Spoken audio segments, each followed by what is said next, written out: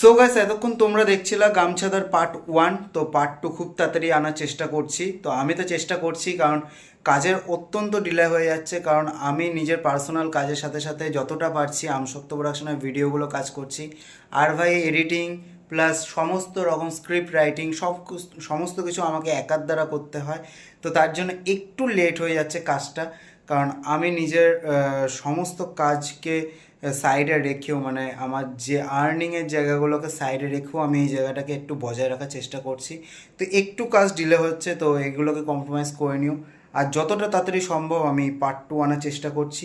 তো এডিটিংয়ের কাজ অলমোস্ট শুরু হয়ে গেছে। তো খুব তাড়াতাড়ি আমি পার্ট 2টাও দিয়ে দেবো।